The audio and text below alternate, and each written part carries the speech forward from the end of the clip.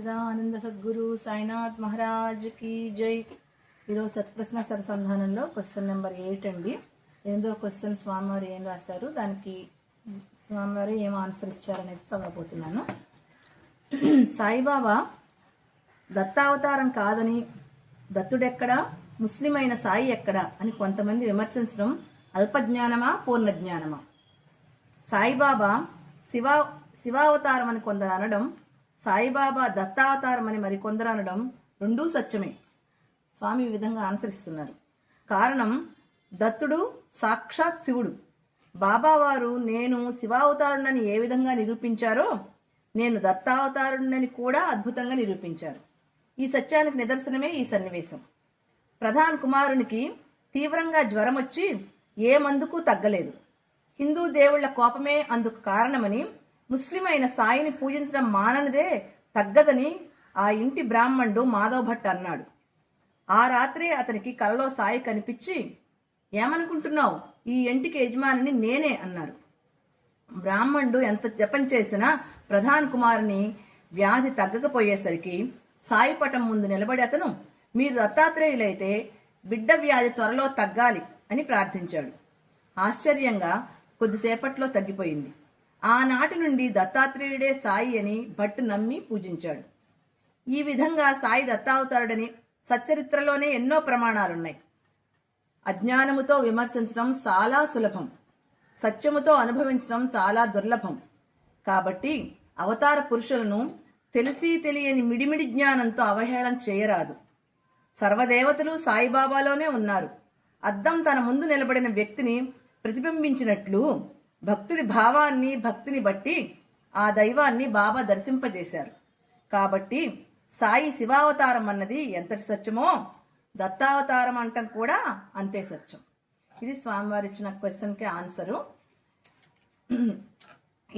ఈ క్వశ్చన్లో ఏంటంటే స్వామి చెప్పారు, బాబా శివావతారుడు, దత్తావతారుడు అని కూడా చెప్పారు. దానికి ఎంవి ప్రధాని యొక్క ఉదాహరణ ఒకటి ఇచ్చారు.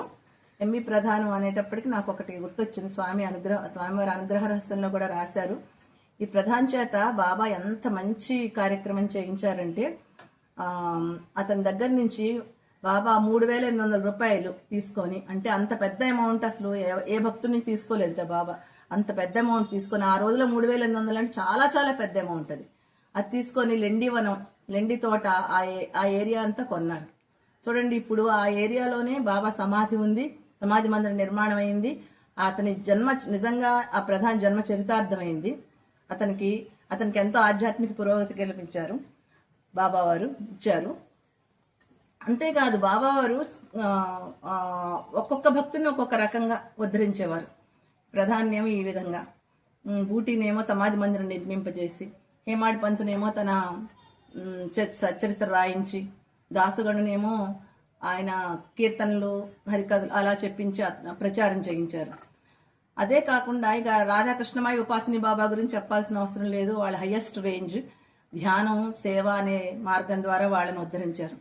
ఈ విధంగా చూసుకుంటే ఒక్కొక్క భక్తుని ఒక్కొక్క రకంగా నడిపించారు బాబావారు. ఇప్పుడు మనం బాగా అబ్జర్వ్ చేస్తే మనకి స్వామివారు కూడా మనల్ని ఆ విధంగా నడిపిస్తున్నారు.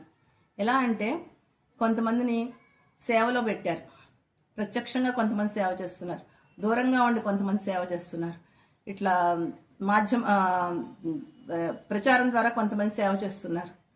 ఇంకా స్వామి చేస్తున్న లోక కళ్యాణ కార్యార్థమై స్వామి చేస్తున్న దాంట్లో ప్రోగ్రామ్స్లో వాటిలో చాలా మంది పార్టిసిపేట్ చేయించి వాళ్ళ జీవితాలను సార్థకం చేస్తున్నారు.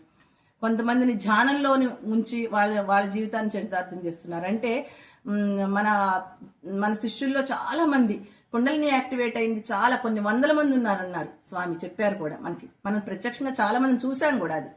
సో ఆ విధంగా ఎంతో మందిని ధ్యానంలో సేవ ద్వారాను, ఆయన కార్యక్రమాల్లో పాల్గొనడం ద్వారా ఈ విధంగా రకరకాలుగా ఆయన నడిపిస్తున్నారు.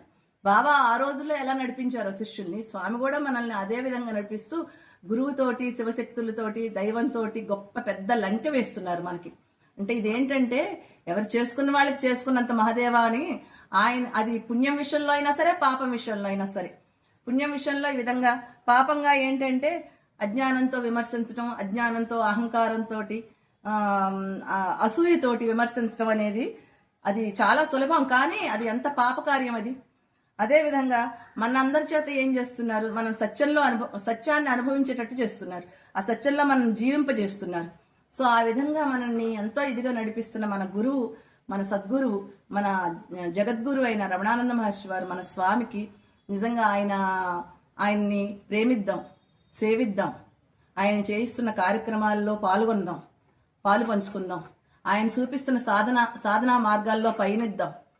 ఆ విధంగా మనం అందరం ఆధ్యాత్మిక ఉన్నతిని సాధిద్దాం, తరిద్దాం. జై గురు రమణానంద.